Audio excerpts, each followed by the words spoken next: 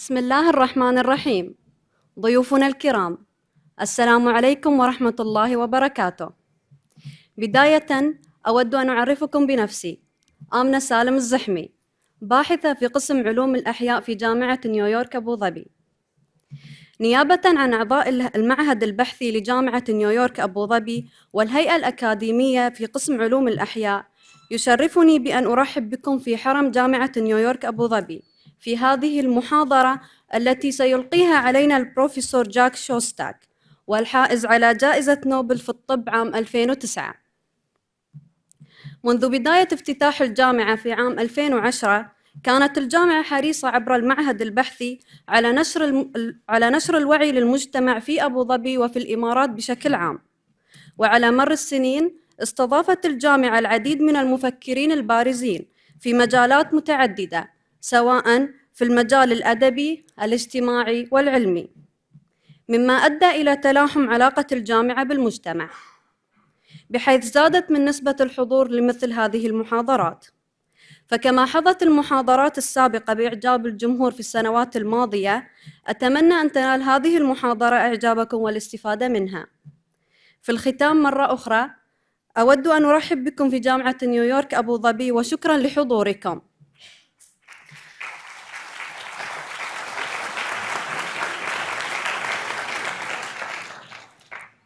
والآن أود أن أقدم لكم الدكتور محمد الصايغ. Okay, thank you, Amna. Distinguished guests, ladies and gentlemen, Assalamu alaikum. I would like to introduce myself to you. My name is Mohammed Al-Sayegh. I'm a postdoctoral researcher at the biology department here at NYU Abu Dhabi.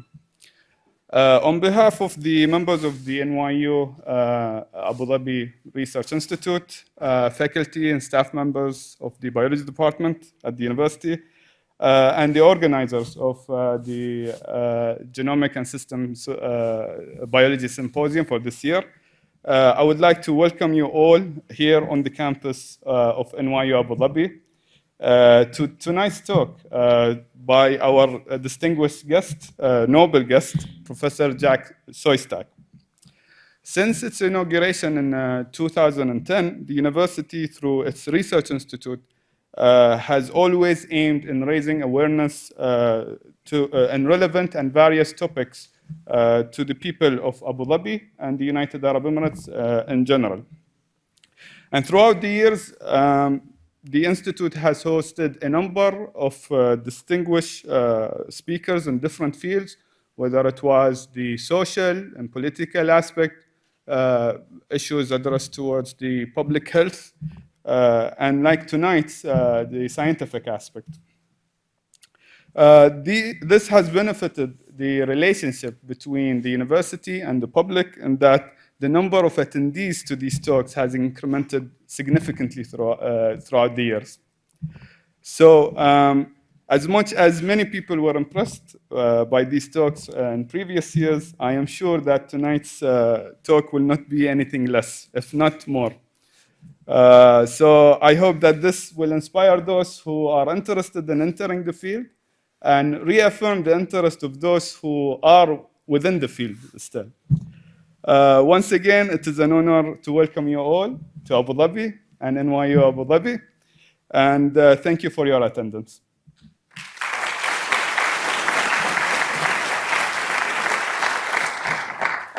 So now I would like to present Professor Cruz Salehi, who will be presenting our guest speaker for tonight. Thank you.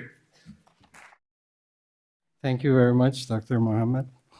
And welcome everyone to tonight's public lecture. It's really an immense privilege and pleasure to have Professor Szostak here tonight with us, who came all the way from Boston, as you probably know. And I believe he even had to cancel some engagements in order to be here. So we really appreciate that. And there's no way to thank him enough for coming all the way here. To give sort of a quick background information, Jack started his undergrad when he was 15 years old at McGill University in Canada, where he grew up actually. He graduated when he was 19. Then he went to Cornell University and did his PhD with Dr. Ray Wu. He, I think, stayed there for maybe a year or more with Professor Wu, and then after that, he moved to his independent position at Harvard Medical School in association with Dana-Farber Cancer Institute, which was at that time, I think, what's called Sidney Farber.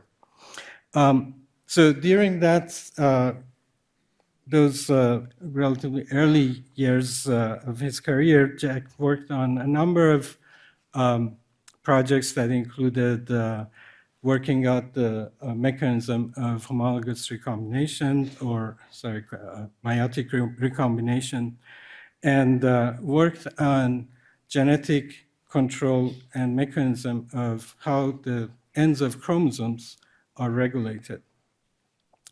And that basically started a whole slew of amazing discovery, and basically he started a whole new field there.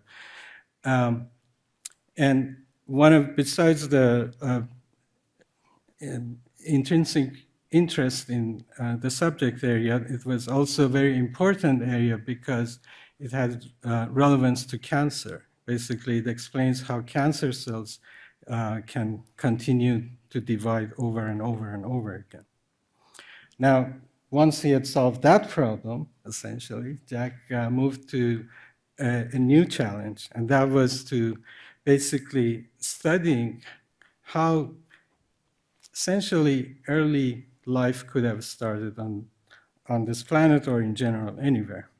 And that was through studying catalytic properties of not proteins, which most cells today, most living cells today basically do their activities through functions of proteins, but nucleic acids, RNA in particular, which most of us know it as something that just carries information, but in fact, it can also catalyze reactions, just like proteins. But people at that time barely knew that.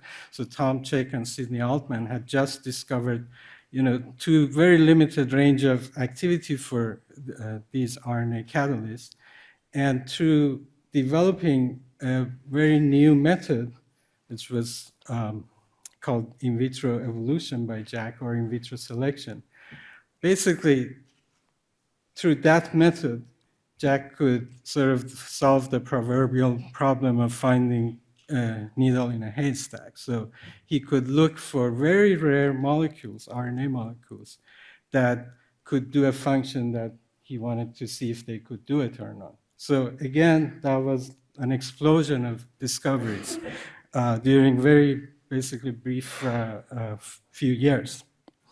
Now, having done that, then Jack moved to basically sort of getting a little bit more in depth into this problem of how life could have started, and that was through basically setting up how basically a very simple cell-like structure could have formed or could be formed. And these were basically simple membrane vesicle that although they were chemically simple, but at the same time, they could grow. And if you have presumably a nucleic acid catalyst in them, could also make them to divide.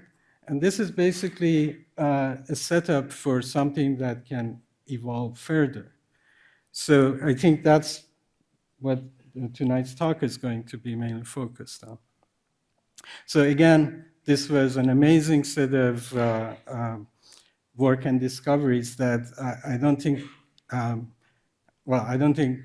any scientist really dares to attack and address except Jack Szostak.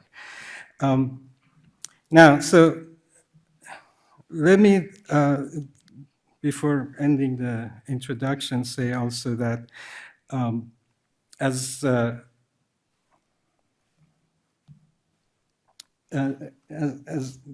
aside from all these great discoveries that Jack has done, his contribution to science does not end with basically his own work, but it's also with training that he has done, mentoring that he has done of numerous undergraduates, graduate students, and postdoctoral fellows. So I just have 3 examples that I want to mention. So one is Professor Andrew Murray, who is not a stranger to NYU Abu Dhabi. He's been here twice. Hopefully he'll come back again maybe next year. David Bartel, who's a professor at MIT. He did some very important work in catalytic RNA, and then he moved to microRNA. And then the last person I want to mention is Jennifer Doudna, that again, after leaving Jack's lab, she's done many outstanding work, but recently it's become like a household name for scientists like some of us here with respect to the tools that she has developed to make edits in genomes. So CRISPR-Cas system, she was one of the person who really implemented that. So obviously, Jack has won many awards. In 2009, he was awarded the Nobel Prize for Physiology or Medicine, and he has continued to win more awards, so we don't have to talk about that. And I think on that note, I'd like to end my introduction and welcome Professor Szostak. Okay, thank you very much for all of your kind introductions, and thanks for inviting me to visit here and speak to you. It's actually been very interesting for me. It's my first visit to this part of the world, and very interesting to see this new campus, a new university being formed before our eyes. And I think, as Courage said, many of us scientists we're of course very engaged in our work, but I think we all value environments that give people training and educational opportunities. And I'm much more proud of the wonderful students that have come from my lab than anything that we've actually done experimentally. And so I really look forward to seeing a lot of wonderful scientists and people in other fields emerging from this new institution. Okay, so what I want to talk to you about tonight is this subject of how life actually got started on this planet. This is something people have wondered about, from the beginning of humanity. We all look around and wonder, how did we actually get here? And it's been it's a very deep and interesting puzzle. And really only very recently have we had the tools to investigate this puzzle in a real scientific manner, as opposed to just talking in generalities or in a more philosophical level. Often, though, people, especially in science, they will say, well, is this even really a field of science? I mean, after all, you can't ever go back to the early Earth and see what it was like and know for sure how life got started. So how can you even study this problem?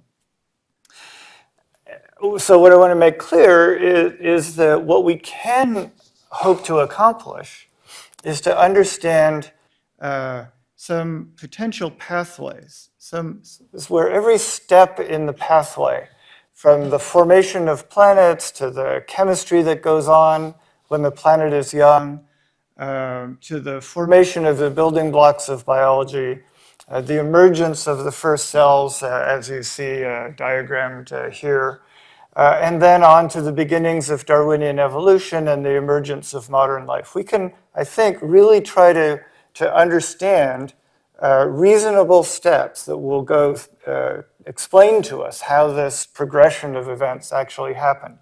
We might, in the end up with many possibilities, which would be great. That would be very interesting in terms of the possibility of life evolving independently in different environments. Maybe different kinds of life can emerge in different environments. But for now, we don't even have one pathway where we could understand how life began. In fact, there are many, many interesting problems along the way that we can start to study. Okay, Now, so in addition to that background, I think one of the things that's brought about a bit of a renaissance in this field, or at least an explosion of interest in the question of how life began, is the work from our friends in astronomy. And in particular, there's a space telescope called the Kepler Telescope, which has found thousands of new solar systems. And this is just an imaginative video of one such system, Kepler 62, which is a sun-like star that has at least 5 planets orbiting it. 3 of these planets are in orbits that are close to the star, but 2 planets have orbits within this green zone, where the habitable zone, where there could be liquid water. The planet on the inside part of that zone was probably be a little bit on the warm side, but if it's got a reflective cloudy cover, it could have liquid water on the surface. The planet on the outer part of that zone is probably more like Mars, but it's larger. Could be warmer, could have liquid water. So in this solar system alone, there are 2 places where there might be life. And if you extrapolate this kind of projection to the whole Milky Way galaxy, the current statistical approximation suggests that there could be hundreds of millions of planets similar to our own Earth and orbiting sun-like stars. So I think everybody wants to know, is there life out there, right? I mean, it could be, if it's really, really hard to go through that pathway, from planet formation to chemistry to biology. If there are bottlenecks, really difficult steps, it could be life is so hard to get started that we're the only place in the galaxy or in the whole universe that has life.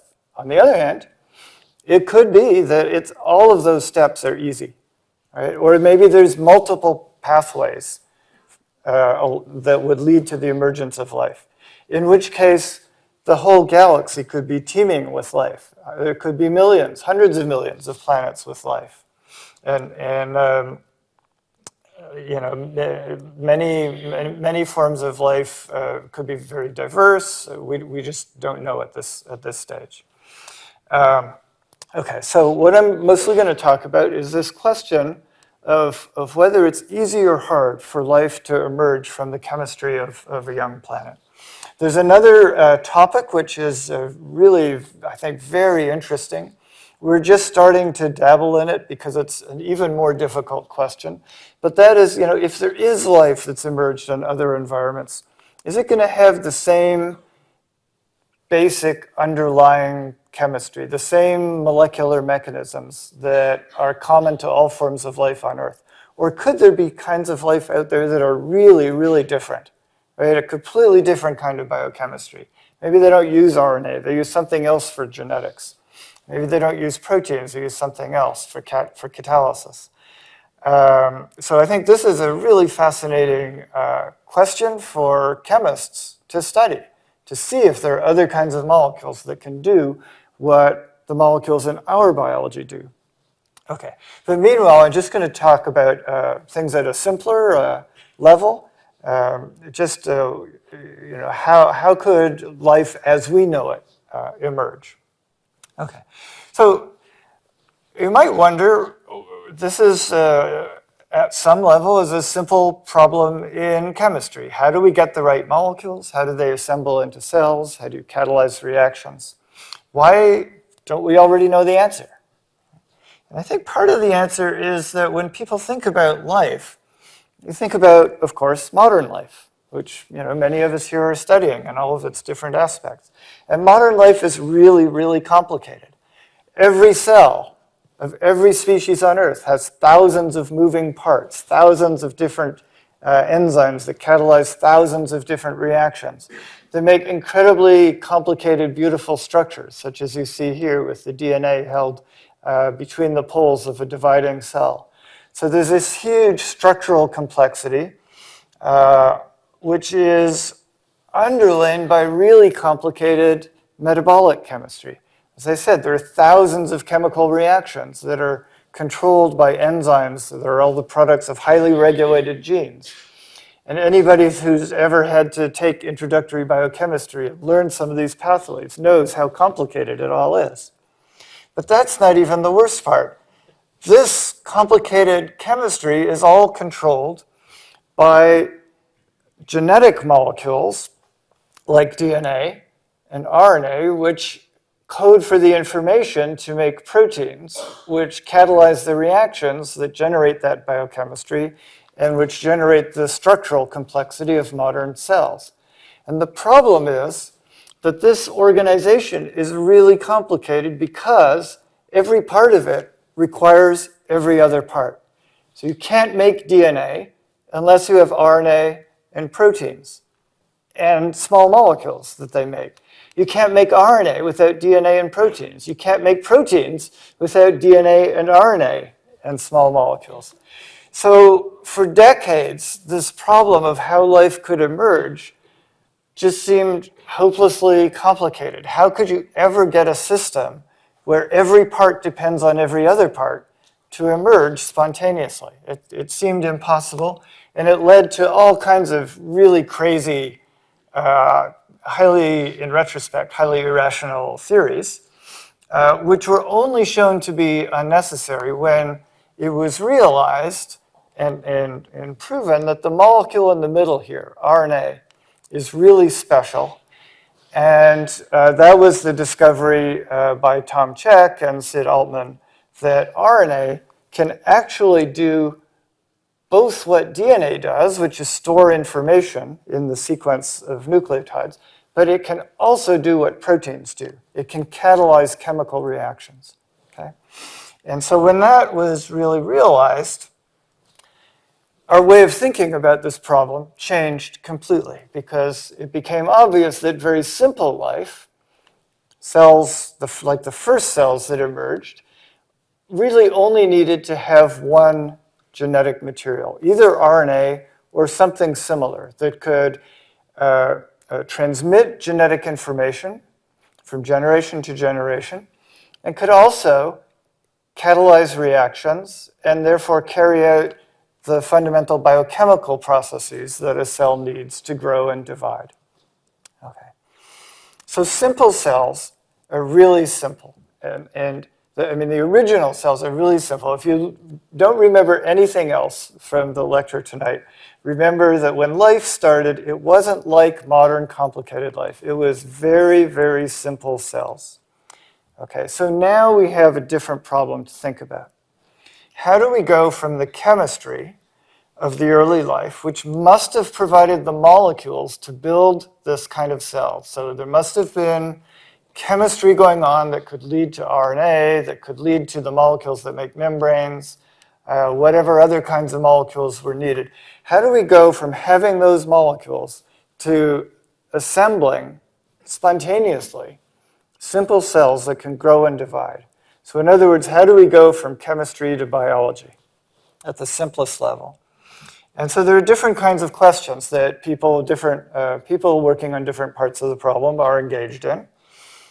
Clearly, one of the big issues, and actually one of the defining issues for the last half century or more, is how do we actually make those building blocks of biology? How do we make the right molecules on the early Earth without any biochemical machinery?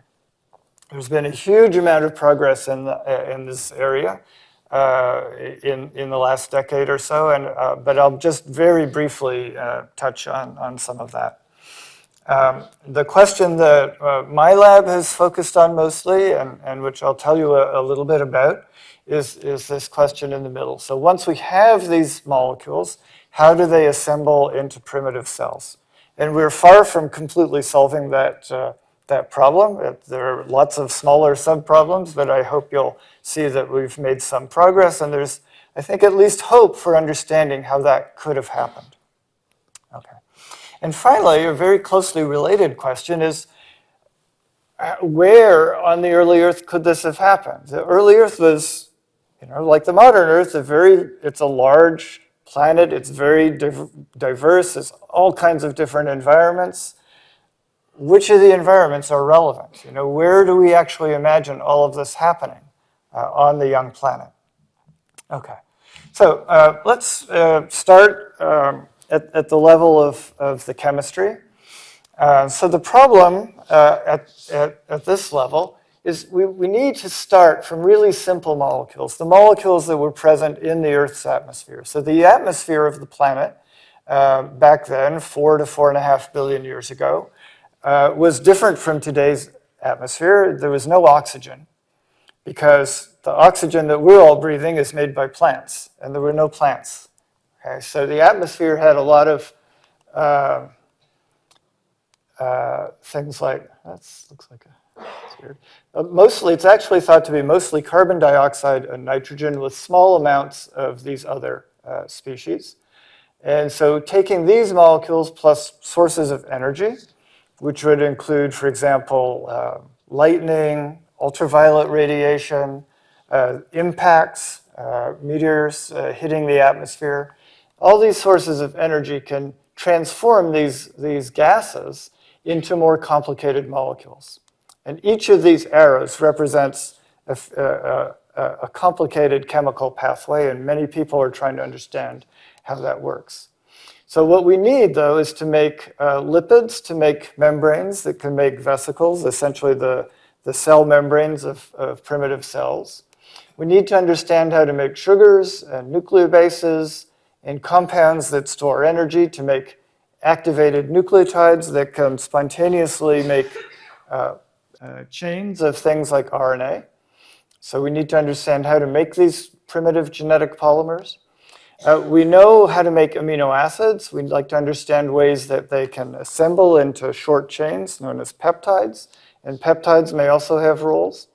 So once all of these molecules and these larger structures form and assemble into primitive cells, the key special point at which I feel that biology has emerged is when those cells can now start to undergo Darwinian evolution. Okay? We have a way to transmit information from the genetic material. And so as cells grow and divide and go through generation after generation, new sequences will arise because of mutations in chemical copying. We think that eventually some sequence will do something useful for the cell that it's living in, and then evolution will allow that process to continue. Those molecules will evolve to become better. New functions will arise, and that puts us on the pathway to more and more complicated life. Okay? But everything we're talking about today is just at the level of how to make these first baby steps towards very simple forms of life. So one of the key breakthroughs in understanding how these very simple molecules could get transformed into more complex molecules that you could use to build life came, what is it now, 48, it's almost 70 years ago, the Millerurey experiment, where Stanley Miller, a young graduate student, used an electric discharge in an atmosphere of a mixture of gases, nitrogen, methane, hydrogen, and so on, and circulated the products through water and had this cycle in which he's putting energy into the system, causing chemical reactions to occur. And you see that after a few days, there's this colorful mixture, a lot of complicated molecules have been formed. And in their analysis of what had come out, they found amino acids. And that was, I think, it was a revelation, right? It just transformed the whole field because people suddenly realized that one of the classes of molecules that's a hallmark of biology, the amino acids that make up our protein enzymes, could be made in such a crude, easy, simple way, just by putting lightning through a mixture of gases. Okay, so that led to decades of work trying to understand this chemistry and figure out how to make the other classes of molecules that we need. And so in those early days through the 60s and 70s, at the beginning it looked like maybe everything would be just this easy, right? I mean, it turns out amino acids are really easy to make. But it kind of got stuck there for a long time because people weren't really able to figure out how to make nucleotides. They could make the parts, but not the whole structures we need to put together molecules like RNA and DNA.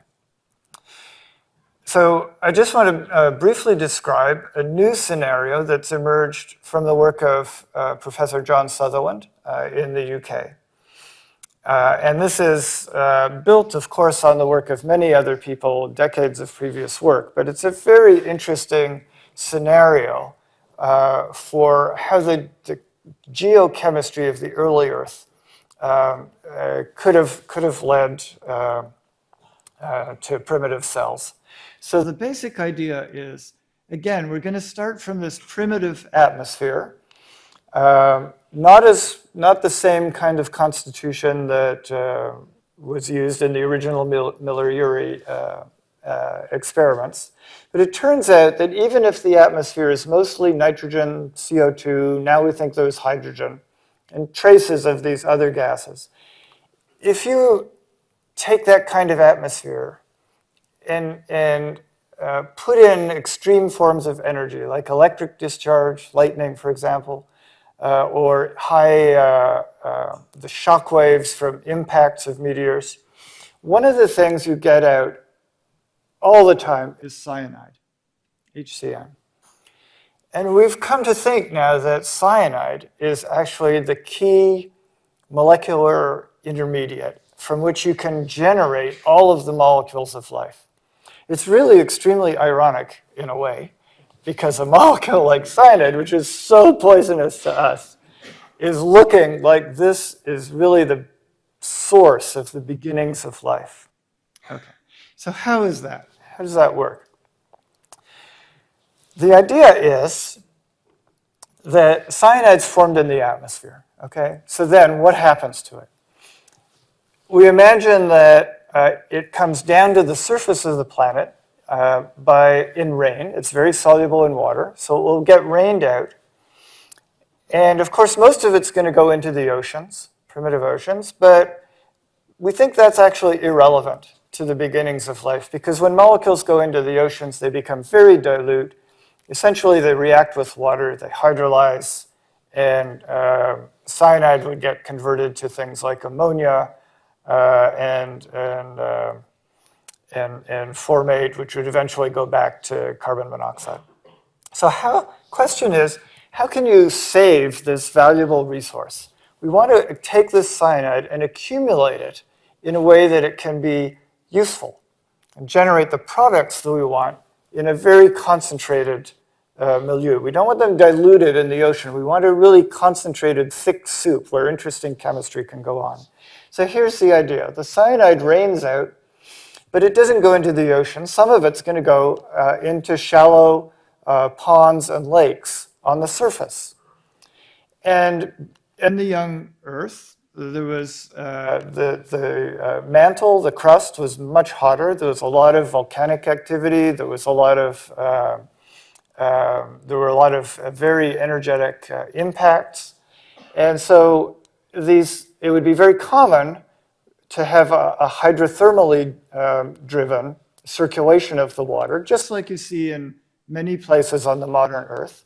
So the water in this pond or lake would circulate through the rocks, and it would bring up different kinds of ions, like iron, magnesium, calcium, as well as salts, sodium, potassium, chlorides, and so on. And the interesting thing is that iron, reduced iron, Fe2+, reacts very strongly with cyanide, makes ferrocyanide, which is extremely soluble. And so it could accumulate in this water.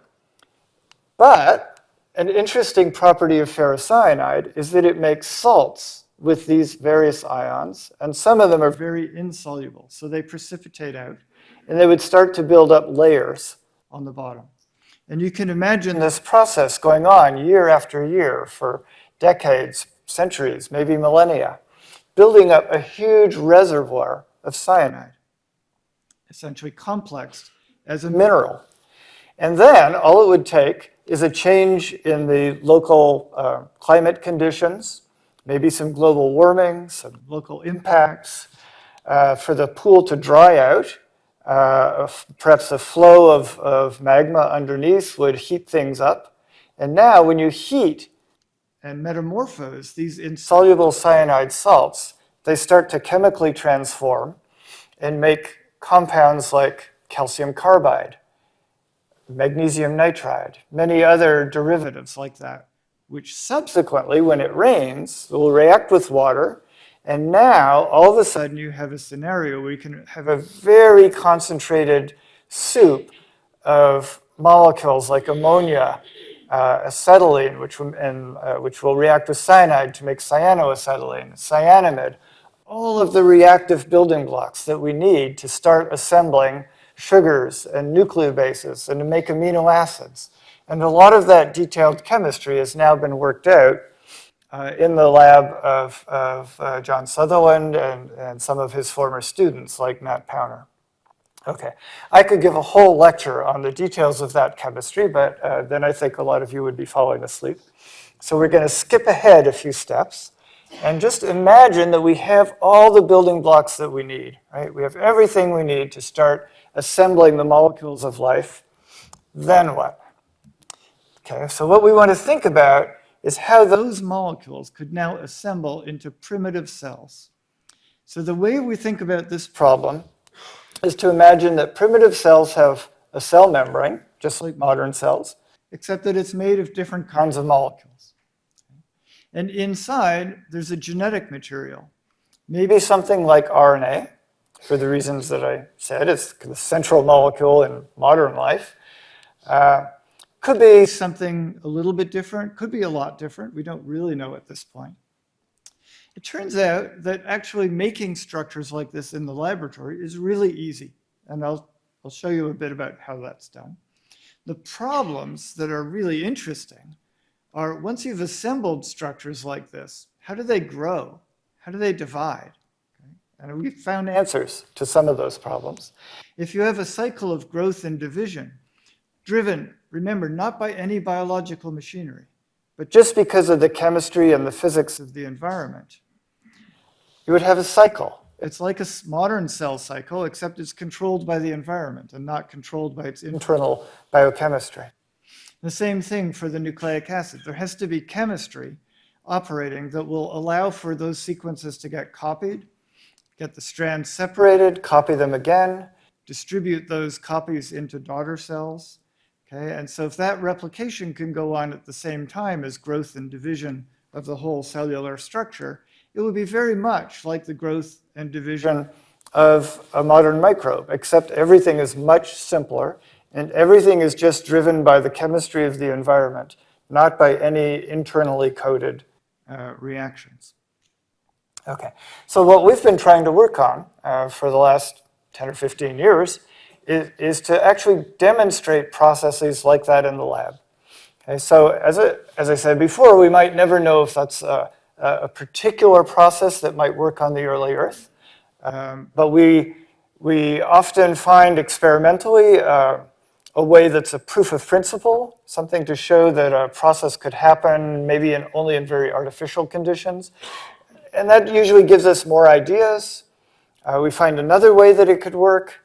And eventually, when we're lucky, we find out ways that we think are actually so simple and so robust that they could actually easily happen on the early Earth. Okay, so let me show you some examples of that in terms of the membrane system first. So when we work with models of primitive cell membranes, we don't use the same kinds of molecules that our cell membranes are made of. So things like phospholipids make cell membranes that are barriers. They stop molecules from going across. And for our cells, that's good because we have complicated protein machines that control everything that gets in and out of every cell in our body. But at the beginning, what you want is molecules like these, which assemble into nice membrane structures, but which will allow other molecules to get across the membrane. So you don't want a complete barrier. And it turns out that simple fatty acids, things like oleic acid, or even this shorter 10-carbon chain, capric acid, if you just take these molecules, very simple molecules, essentially soap, shake them up in water at the right pH with a little bit of salt, they'll spontaneously assemble into these incredibly beautiful structures. So this is a vesicle that has a bilayer membrane, much like a cell membrane. It's more complicated. It's got smaller vesicles on the inside, and each layer is actually multiple bilayer membranes. But this structure might be made of some tens of millions of individual molecules like this. Okay, so I want to show you a video animation that was created by Janet Iwasa when she was a postdoc in the lab. And Janet worked a lot on trying to communicate these ideas to the public. So she made a series of video animations, of which this is one. And this illustrates some of the unusual and dynamic properties of these membrane model systems. So everything, of course, is in, oops, did I hit the wrong, I must have hit the wrong button there. Let's try this again. Okay, so everything's in motion. And what you can see when we zoom in is that these molecules exchange very rapidly. They come in and leave the membrane on a very fast time scale. So the large structure, the whole membrane structure, can persist for indefinitely, weeks or months. But the molecules that make up a given vesicle are different from second to second. So it's kind of like us, how we're made of different molecules, you know, year by year as we incorporate new molecules. But this is on a much faster time scale. And these membranes are also very flexible so that food can come in and waste can leave without any advanced machinery. Okay, so we worked for several years on these structures by kind of indirect methods. And we knew that we could make them grow, but we wanted to actually see that process. We'd always use these very indirect physical methods and building on earlier work of people like Luisi and Diemer. But we wanted to actually watch how a vesicle like this would grow after we add more fatty acids so the membrane could expand. And so that problem was really solved when a brilliant graduate student named Ting Zhu joined the lab. And he had actually an unusual background for a student in my lab. He was trained in mechanical engineering. So he didn't have the same preconceptions that we did, and he quickly worked out a way to make relatively uniform populations of vesicles. So what you're seeing here, all these dots, are microscopic vesicles about 4 microns in diameter. And what you're seeing is a fluorescent dye that's encapsulated in the water on the inside of each vesicle. And so what Ting was able to do is to take these vesicles and just add more fatty acids and watch what happened. We thought that these vesicles would get a little bigger as they grew.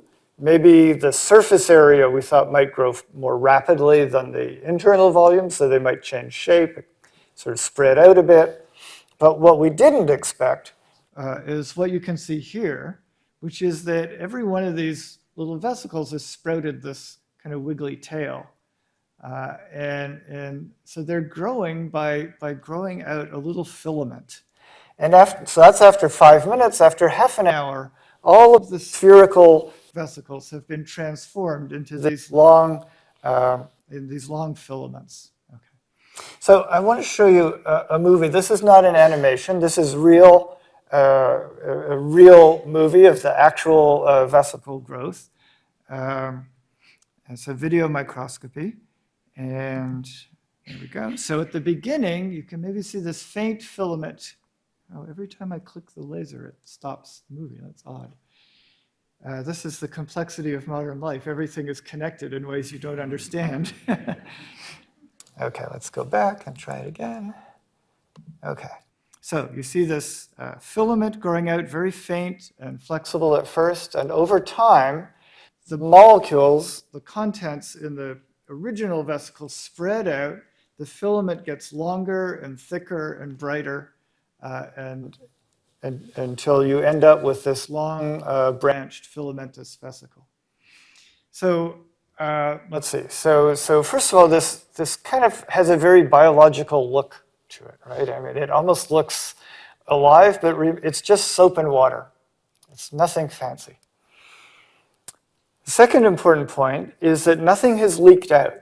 Right? The fluorescent dye is marking the contents of the vesicle, and they're all still there. So this growth into a filament has occurred without any disruption of the overall structure.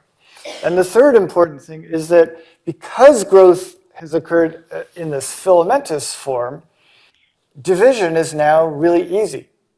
These filaments are extremely fragile, and if you just shake them up gently, they will divide into daughter vesicles. And I will try to illustrate that in another movie. So here is a vesicle that has already grown into a filament. And what you can see at first is this, what we call purling instability, and then a puff of air is all that it takes to cause the filament to snap. And if you let these sit around without disturbing them for a while, they will round up into spherical daughter vesicles. Okay, so this is the way that growth and division could happen in a very simple way, controlled by the environment, just adding some more molecules and some gentle shaking. If you want to think about this happening on the early Earth, you could imagine a pond where these protocells are living, a stream that periodically brings in more of these fatty acid molecules, and gentle wave action would cause enough turbulence to lead to division. Okay, now it's always nice when there's more than one way to drive some of these processes, because we don't know if that scenario really could have worked. So here's another scenario. It's a bit more complicated. And it's driven by some chemistry that I don't really have time to go into, but it's a different way of driving division. And in this pathway, as you can see, this purling instability is much stronger, right? The filament is transformed into a string of beads, and over time, the beads will separate and then float away from each other. So this is a different kind of pathway, again, just driven by simple chemistry that can take one large vesicle and after growth into a filament, cause it to divide into a large number of smaller daughter vesicles. Okay. So by combining these processes of growth and division, we can actually have a cycle, and you can drive this cycle of growth and division as long as you want. Okay? So in terms of the cell membrane, we already have, just with these simple experiments, at least a pathway by which primitive cells could grow and divide in a way that's entirely controlled by the environment. Okay. So that's great for the membrane, but what we really need in order to have cells that can evolve and can start to do more complex, internally controlled reactions is to have some genetic material. Right? We need to have something like RNA that can transmit useful information from generation to generation. And now here, the chemistry of making RNA is much more complicated than the chemistry of making fatty acids. And so I'm just going to outline the main problems without going into the details. We can start with molecules like cyanide and actually formaldehyde, which turns out is easy to make from cyanide. So these two poisonous things combine in really interesting, really very, very interesting and surprising ways, and can generate nucleotides, the building blocks of RNA. Once you have nucleotides, so this chemistry is complicated, not fully worked out, but very interesting.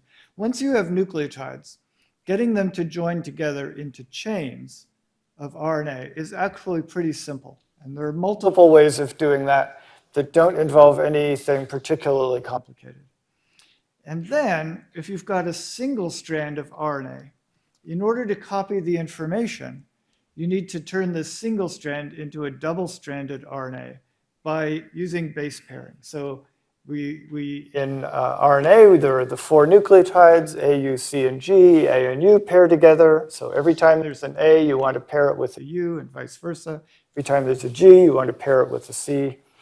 And the chemistry of doing that is also really interesting. People have been working on it for at least 60 years, and the problem is still unsolved. And that's why we got interested in looking at it and seeing if we could figure out at least some of the problems that have blocked progress. So I want to show you another one of Janet Iwasa's animations, just to really illustrate the nature of the problem. So we imagine in our primitive pond that chemical processes have given us single strands of RNA by making nucleotides and joining them together. And the problem is how to copy the information in the sequence of those nucleotides so that if a particular sequence is useful, we can transmit it from cell to cell to cell. Okay, so we imagine that in this environment, there are nucleotides floating. Oh, I did it again. Nucleotides floating around that are chemically reactive and that can find their complementary positions on the single strand and sort of click into place, gradually assembling the complementary strand to the original template. Okay, so we begin with a single-stranded template, and through this spontaneous chemistry, convert it to a double-stranded product. Okay, so how do we do that? As I said, it's a complicated process. It's not fully worked out. But back in the 70s and 80s, actually a huge amount of progress was made in the initial stages of this by the late Leslie Orgel, one of the founding fathers of the field of prebiotic chemistry. And one of the things that Leslie worked out and understood was that in primitive life, you wouldn't want to use the same kinds of building blocks that we use in modern life. So just like primitive membranes are built of simpler molecules and make membranes with different properties, we want, for primitive life, to use molecules that are more reactive and which are less polar so they can get across membranes more easily. So in our cells, we use nucleoside triphosphates, shown here.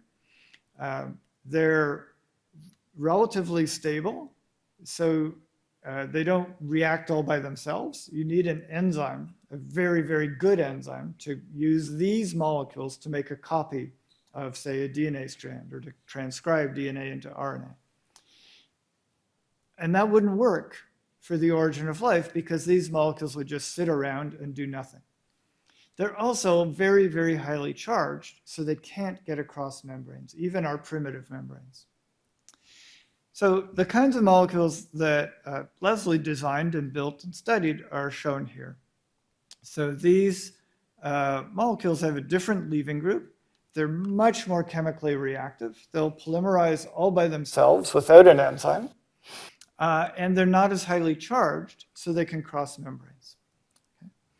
And so I just want to show you one little piece of data to illustrate how reactive these molecules are. And this is the kind of experiment that was done. This is from my lab, but it's the kind of thing that was done in the Orgel lab 50 years ago.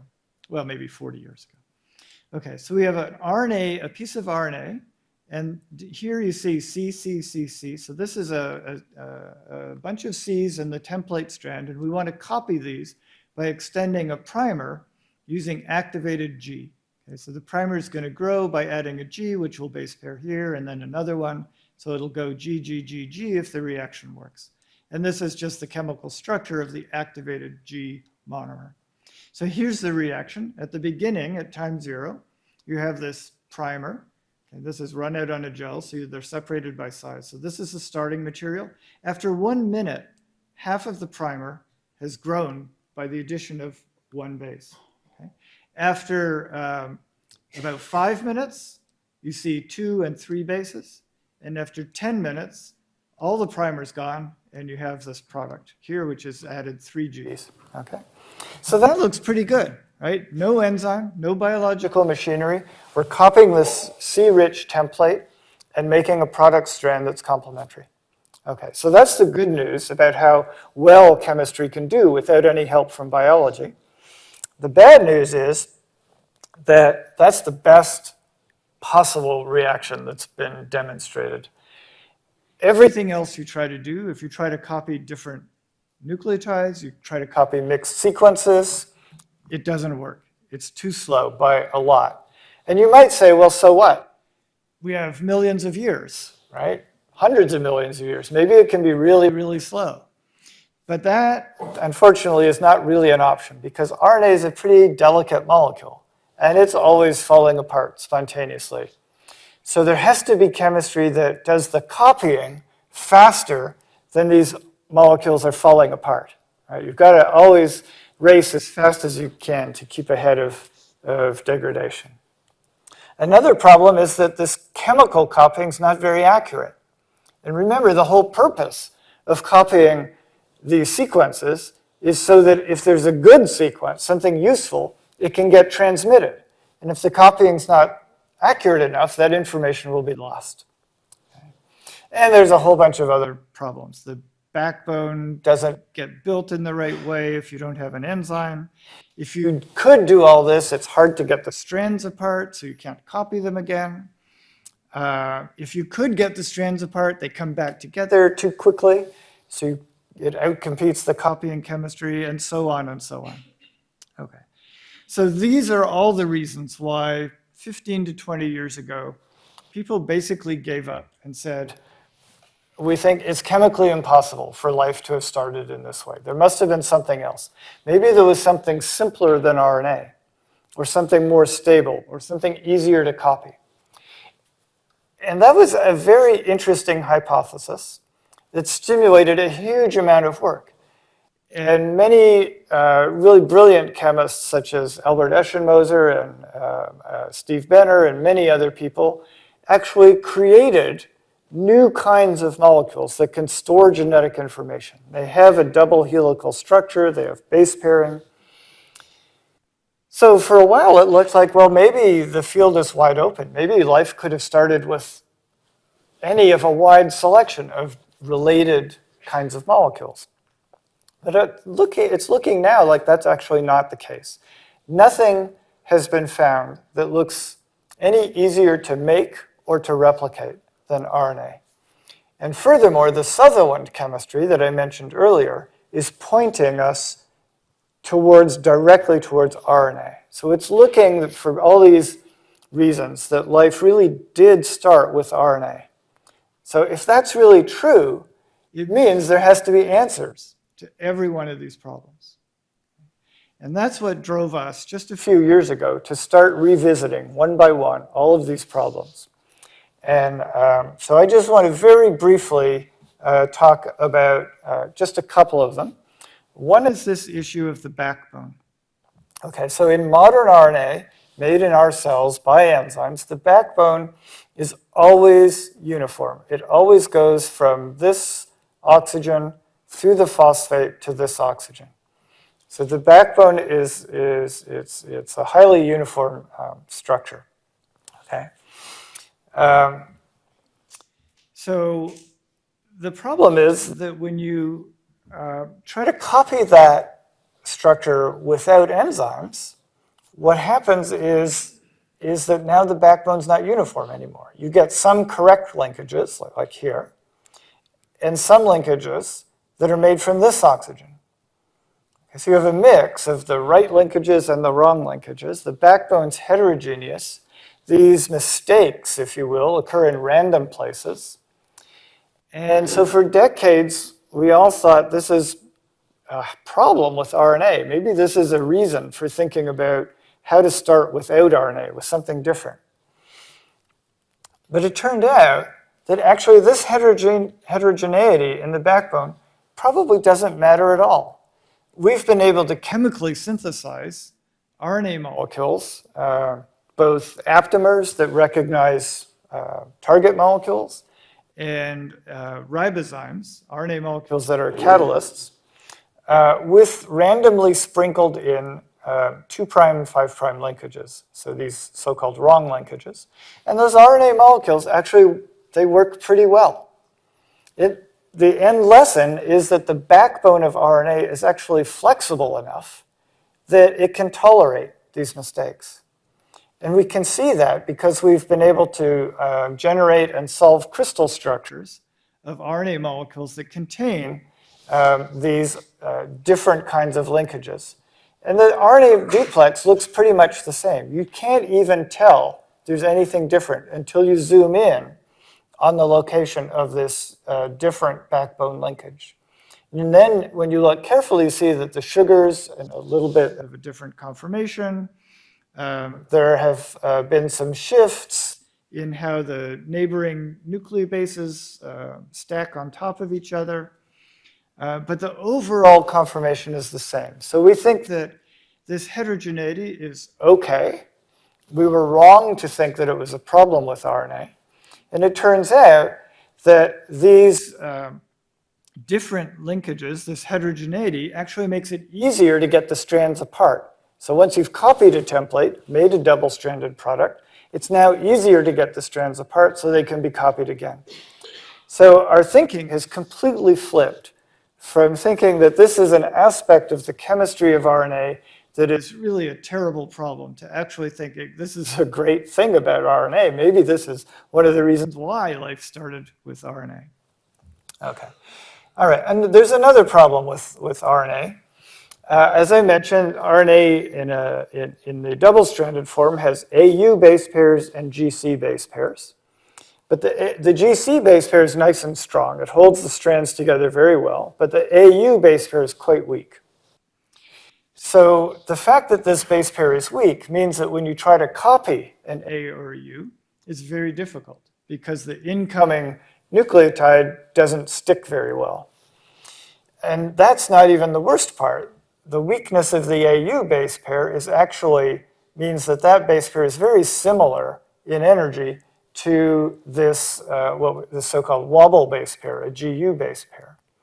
So that means that say you're trying to copy a U residue in a template, you're just as likely to put in A, or, which would be the right thing to do, or to put in a G, which would lead to a mutation. So this leads to a very high error frequency for chemical efforts to copy RNA sequences. And what we found is that just all you have to do to solve that problem is change one atom. Okay? Take this oxygen here, change it to sulfur. And that makes a molecule called 2-thio-U. 2-thio-U is actually still used in modern biology. It's used in transfer RNAs in the process of decoding mRNA to make proteins. And the nice thing about this sulfur substitution is that now the A to 2-thio-U base pair is almost as strong as a GC base pair. So the right base pair has gotten stronger, and now the wrong base pair has gotten weaker. And so now when you try to copy RNA strands, but use 2-thio-U instead of U, it's faster and it's more accurate. Okay? And because of this interesting chemistry, well, you might say, oh, this is just something you guys did in the lab, right? What's that got to do with the origin of life? So, of course, we went to our friends who work on how to make nucleotides on the early Earth and said, well, is this something that could be formed prebiotically?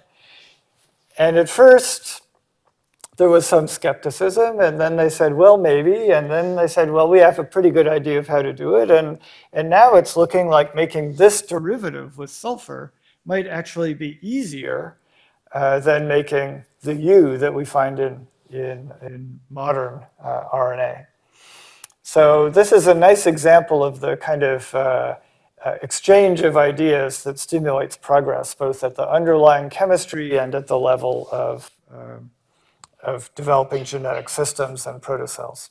So we can take those lessons and really combine them and come back to think about, well, what was primitive RNA really like? Okay, and so this is what we think now. It's basically like RNA, but it's kind of a messier version of modern RNA. So the backbone is a little messier. It has some of these different linkages. The nucleobases might be a little different. Maybe most of them are the same, but we might have the sulfur substitution. There might be some other changes we haven't thought of yet, and so on. Okay. All right, so there are other problems to be solved in terms of getting complete cycles of RNA replication to work in the laboratory. But progress is being made, and I'm optimistic that eventually we'll get there. Okay, so in the meantime, while we're working on those problems, we can actually jump ahead a few steps again, and ask, well, suppose we could copy RNA sequences. We already know we can make vesicles grow and divide, right? Could we put them together, right? That's what we really need in order for a primitive cell to assemble. And there seemed to be a big problem. And that is illustrated here. So it turns out that the RNA chemistry, the copying chemistry, requires a lot of ions, like magnesium, divalent cations. And that's a big problem for these membranes that are made out of fatty acids. So if you look at this tube, it's a nice homogeneous suspension of these fatty acid vesicles. The dye that's inside is trapped on the inside.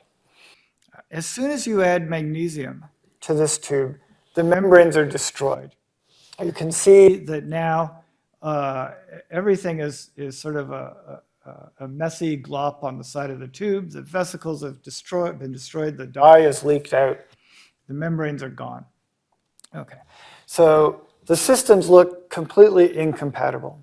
Okay, until another fantastic graduate student in the lab, Kate Adamala, came along and started thinking about this problem and said, well, what if the magnesium was partly covered up by some other molecule? Maybe we could find something that would protect the membranes but allow the RNA chemistry to still work. And what she found, amazingly, was that citric acid, citrate, a central molecule in modern metabolism, does that job really perfectly. So if you add magnesium complexed with citrate and add it to these vesicles, the vesicles are perfectly fine. Okay. We could do that with lots of other molecules, but most of the molecules we tried surround the ion completely, and they completely block the ability of the ion to catalyze RNA copying chemistry. And citrate is different. It's really special in that it covers half of the surface and leaves the other half open for the ion to interact with RNA. And the RNA copying chemistry that we can do is only very slightly inhibited. And so that allowed Kate to do an experiment that we'd wanted to do for many, many years, which is to actually demonstrate copying of RNA sequences inside vesicles that we already know how to make grow and divide. Okay? And so she was able to do an experiment where she put RNA templates and primers inside these fatty acid membrane vesicles, add to the outside these activated nucleotides that we make and the right ions and citrate. And all of these things that we add cross the membrane spontaneously, right? No membrane transport machinery. They go to the inside of the vesicle and they copy the template. Okay? So we're getting closer and closer, stepwise, to being able to put together all of the elements of a primitive cell. We can see the beginnings of RNA copying chemistry inside vesicles that can grow and divide. Okay, so I just want to give, just have a few more minutes, if that's okay, to give you an example of what other problems arise when we try to put everything together. So the really interesting problems emerge when you ask, how could the RNA actually help the membrane to grow? Or how could the membrane help the RNA to replicate? Right? We'd like to see if there's some integration that's possible here. And our first clue in that direction came from work that was done some years ago by Irene Chen when she was a graduate student in the lab. And what Irene found is that if you put RNA molecules inside a vesicle, kind of like what I just showed you. If you put enough RNA inside, the vesicle will become swollen.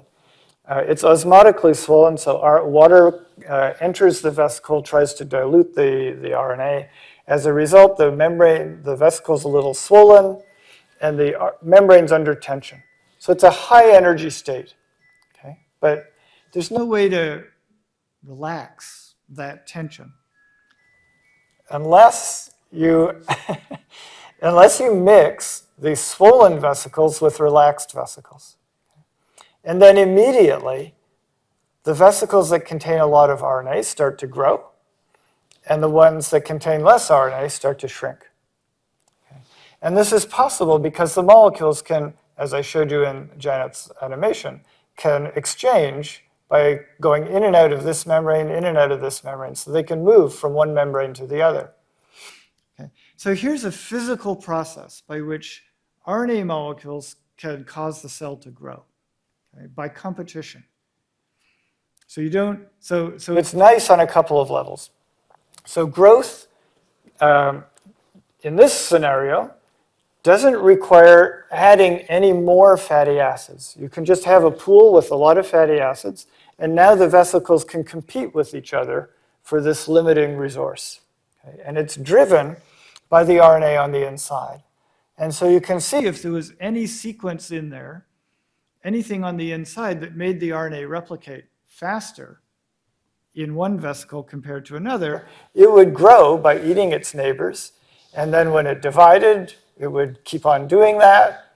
And just faster RNA replication could drive competition and the beginnings of Darwinian evolution. Okay.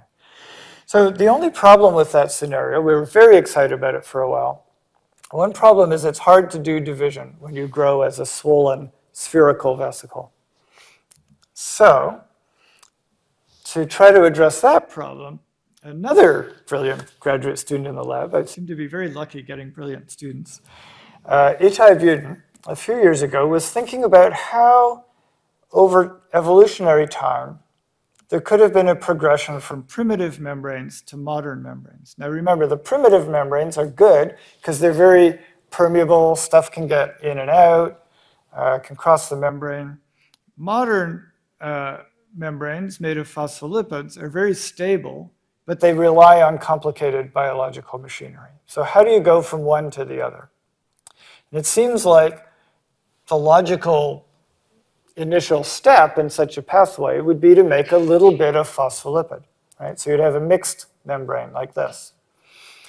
And so the amazing thing that Itai discovered by experimentally making vesicles like this is that phospholipids can also drive membrane growth. The biophysics behind it is a little bit complicated, but he figured out the entire pathway. And it turns out the phospholipid molecules essentially hold on to their neighboring fatty acids, so they don't give them up as easily. And yet they can still absorb fatty acids just as well as any other vesicle. So they tend to grow, again, by eating their neighbors. Okay, there's an exchange of molecules. So if there is a protocell, a primitive cell, that learned how to make just a little bit of phospholipid, it would very rapidly take over the population. And the interesting consequence of that is that there would be essentially an arms race, an evolutionary arms race. Because as soon as the population was taken over by protocells that knew how to make a little bit of this modern membrane phospholipid molecule, then what, right? And it turns out that if you can make more phospholipids than neighboring vesicles, you can still grow by extracting their fatty acids. So there's competition. And that would drive the ability of cells to make the evolution to make more and more phospholipid until the membrane starts to become more modern, becomes less dynamic and less permeable. And that would put into place new selective pressures for metabolism. So now if you make a useful molecule on the inside of a cell, it's not just going to leak out and feed your neighbors. You get to keep it for yourself. Okay? So there's actually be useful to have metabolic reactions for the first time. And similarly, molecules that you need to bring in from the environment would have a harder time unless you start to evolve transport machinery, perhaps simple peptides. Maybe this is the beginnings of selection for peptide synthesis. So we think that this simple chemistry of making membranes that have more and more of these modern molecules could actually drive a whole cascade of evolutionary consequences, leading to more and more complex internal cellular structures. Okay, so just going to skip over the next slide and come to the end. As I mentioned at the beginning, we want to think about where on the early Earth could things like this have happened. Okay? Not the oceans where things get diluted, but shallow ponds or lakes. What you see here in the background is Lake Yellowstone in the western US. It looks very calm and placid in the winter, but actually underneath it's very active. I'll show you that in a minute. So the environment that we want is a lake like this where organic molecules can accumulate. So I showed you that cyanide scenario and processes that could give rise to all of the molecules that we need. But once we have protocells living here, there's a special requirement that we think we need. So when we copy RNA strands and make a double-stranded product, it takes heat to get those strands apart. Okay? So we want the temperature to go up so the strands get melted apart. But we don't want to cook the RNA. If you stay hot too long, the RNA will completely fall apart. So you need an environment that can give spikes of high temperature followed by rapid cooling. Okay? And there's only one geological scenario that I know of where that can happen. And that's in lakes in volcanically active regions like this, where under the ice in winter, there are these hydrothermal vents that emit streams of hot water. Okay? And so what you can imagine is a scenario where you have this pond, very rich environment filled with organic chemicals, cold in general, maybe even covered with ice, but you have these hot water vents. And so you could have a cell cycle driven by the environment in which protocells get swept up occasionally in these streams of hot water. They get heated up, the strands separate, the membrane becomes more permeable, nutrients can come in, but then after that brief heating, the cells get swept out by the currents into a cold environment. And there they can do their internal chemistry and copy their RNA sequences and start to do other metabolic reactions. And so it's in this special kind of environment that we think that the chemistry and the physical conditions are ideal for both the assembly and the growth and division and ultimately the evolution of the very first, most primitive forms of life. So I hope that over the next few years, the work in our lab and many other labs will bring us to the point where this is not just a theoretical hypothesis, but something that we can fully demonstrate in the lab. And I think at that point, we'll begin to have a complete pathway that would tell us at least how life might have evolved, if not absolutely how it did evolve. Okay, I've tried to mention the important people as I went along. All of this work was done not by me, but by brilliant students and postdocs. So I have to thank all of them and all of the people who have supported the work. And thank you all again for inviting me to visit here.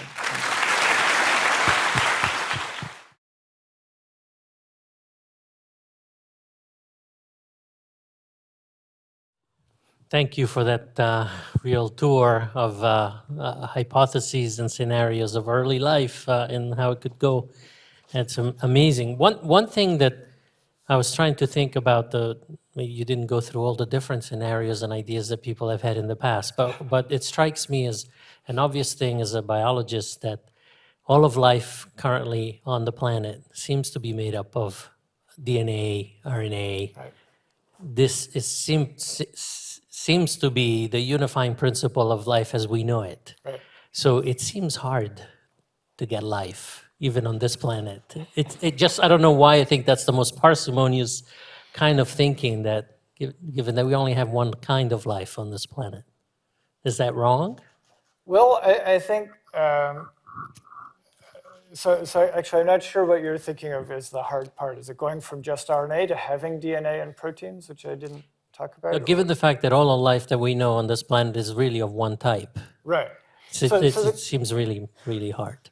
So the question is, so there are different potential explanations for that, right? It could be that on the early Earth, there might have been different ways to get life started. And maybe over here it started with RNA and that led to RNA, DNA, protein.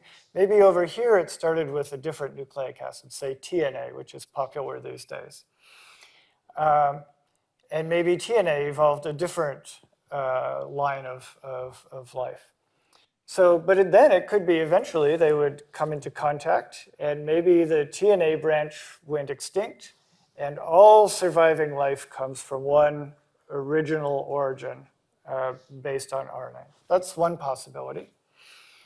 It could, on the other hand, be that the underlying chemistry just favors a kind of life beginning with RNA, and that actually TNA and all the other XNAs are just not really viable.